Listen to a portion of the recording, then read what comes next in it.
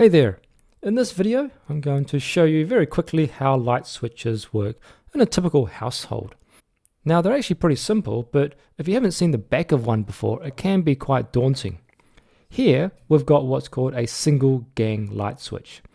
This one here is a newer model, it's a PDL version, and over here we've got an old style 2-gang. It's 2-gang because it has two switches. And at the back of all of these is what we call the switching mechanism, otherwise known as a mech in the tradie world. You can see here we've got a whole bunch of holes. There's actually 4, and these old ones are slightly harder to see, especially the writing. So I'll go ahead and show you the newer version where you can see it's quite clearly labeled. The center one is C for common. If I hold it this way, that's your common, so that's where the red wire goes with your 240 volt or your 120 depending on the country you're in. And then the 1, this is the first terminal here that goes out to the light switch. The second terminal here is usually covered with a piece of plastic. You don't usually use this, but the situation where you do is when you're wiring a two-way switch.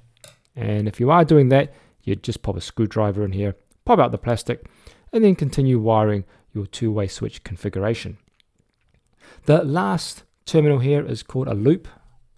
You can see here it's LOOP, and this really is just a spare terminal for you to connect any wires that you may need. Typically it'll be a neutral or maybe an earth wire as well. So that's pretty much all there is to it. So if you go ahead and wire the 240 in here, in fact let me go ahead, I've got some wire here. This is lighting wire.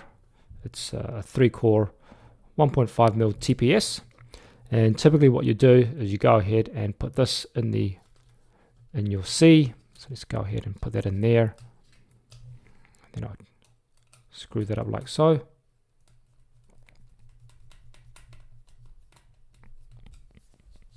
And then my neutral, if I was to switch down here, I'll put my neutral in the loop like so.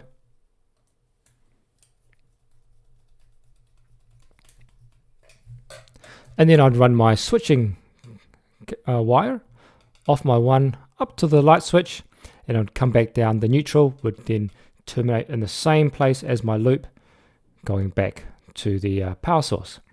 And then I'd tie my earth conductors together as well, just in case, because if you do have the newer LED lights then you won't need an earth wire, but it's a legal requirement to have the earth conductor available at the light switch.